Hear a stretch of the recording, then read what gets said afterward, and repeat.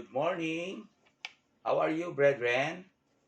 Ang araw na ito, patuloy na kikilalanin po natin ang righteousness of Jesus sa atin pong pag-aaral na patuloy na itinatagubilin po sa atin, that we continue to meditate day and night the Word of God, so that we make our life successful and prosperous. Sabi niya sa Joshua chapter 1 verse 8. At ang text natin sa atin pong series na Righteousness of Jesus ay sa book of Romans chapter 1 verse 17. Binanggit po niya dito about living faith, no? Yung pamumuhay ayon sa pananampalataya. So, ang ating pong meditation is living in faith in Jesus. So, mamuhay sa pananampalataya kay Kristo, Jesus. Sabi niya, sapagkat dito, ang katuwiran ng Diyos ay nahayag, yung na-reveal, ipinaunawa ang katuwiran po ng Panginoon. Dati po, hindi natin alam, pero ngayon ay ipinaalam ng Panginoon. Yun po, ibig sabihin. Mula sa pananampalataya hanggang sa pananampalataya, gaya ng nasusulat, ngunit ang taong matuwid ay mabubuhay sa pamamagitan ng pananampalataya.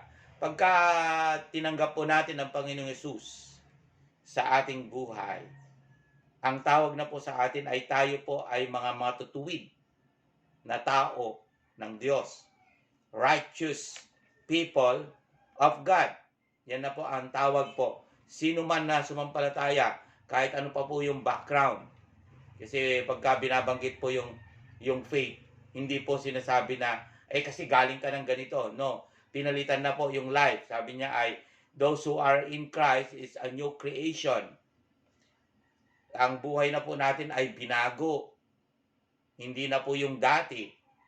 Kasi po, si Lord na namatay para sa atin ay siya yung nag-alis ng kasalanan. Nag-alis po doon sa lumang pagkatao natin.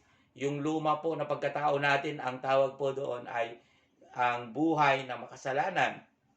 At ang tawag na sa atin ngayon na sumasampalataya kay Kristo ay buhay na matuwid. Dahil ang nakikita po sa buhay natin ay yung buhay ni Jesus. Buhay ng Panginoong Yesus na naghahari na po sa atin. Kaya nga po, kung bakit na yung pagkakilala mo sa Panginoon o pagkakilala natin sa Lord, ay hinahanap na natin ang Word of God. At minemeditate na natin, pinag-aaralan, binabasa every day of our life. Tuwang-tuwa na po tayo na mag-aral ng salita ng Lord. Nauunawaan na natin. Kasi sabi niya ay reveal. If the Lord Jesus Christ is the King, the Lord and Savior of your life, rini-reveal niya po lahat patungkol po sa katuwiran. The righteousness of God, yung katuwiran ng Diyos.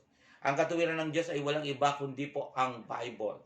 Yung pong nagaganap sa atin na pandemic ay hinula po sa Bible. Kaya wag ho tayong magtaka. Bakit ito nangyayari ito?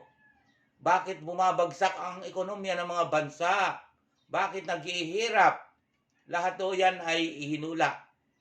Darating ang panahon, sabi niya, ang huling panahon, sabi niya, ang mga gera sa bansa, lahat ng ito ay sinyales. Epidemya, taggutom, lahat o yan ay sinyales.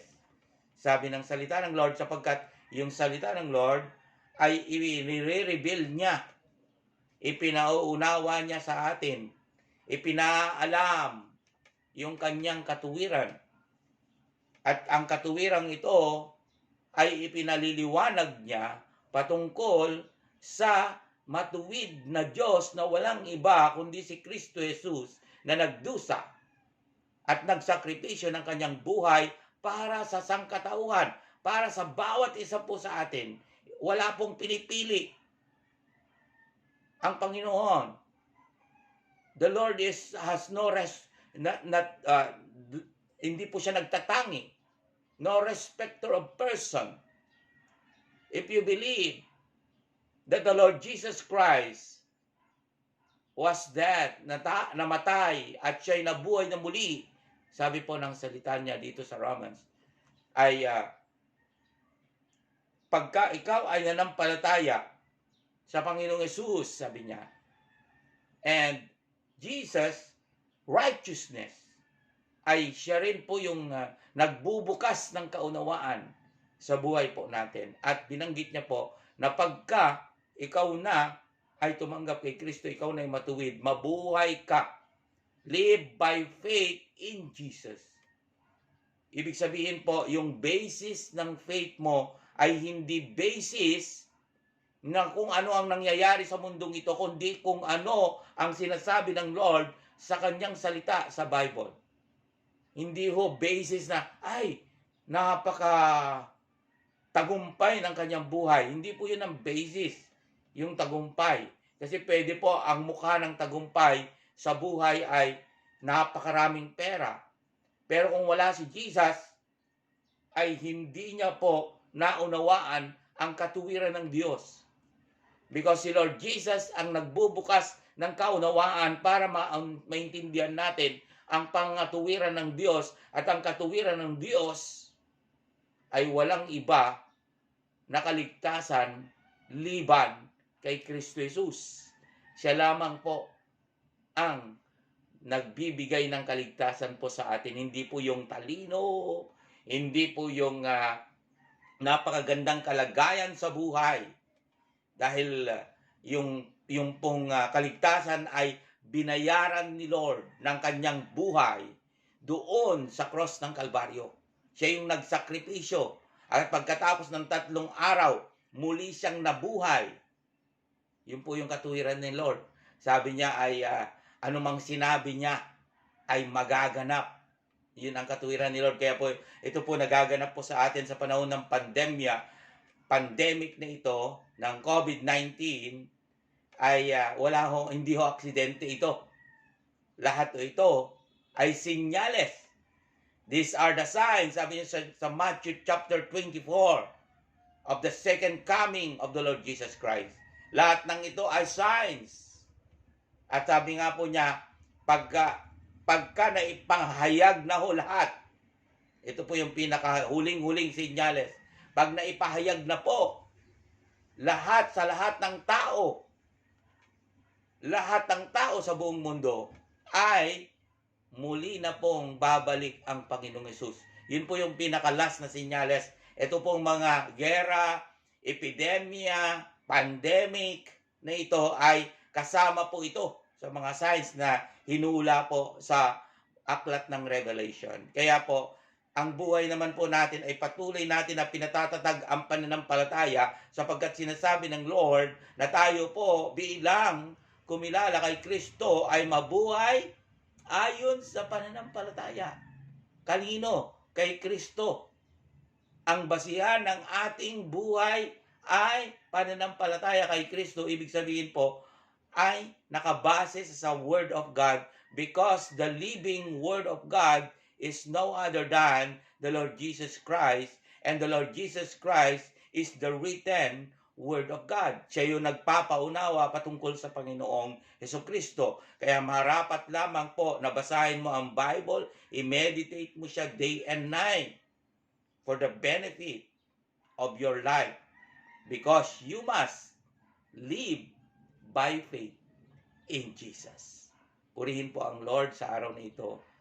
Salamat na naman sa mga salita po niya na makapangyarihan. I will continue to praise Him, praise Jesus, praise God for our life, praise for our strength. All glory belongs to Jesus. Tayo po'y manalangin. Salamat po, Panginoon, sa iyo pong mga salita, at kami nga po ay mabuhay sa pananampalataya. kay Kristo Jesus. In Jesus' name, Amen.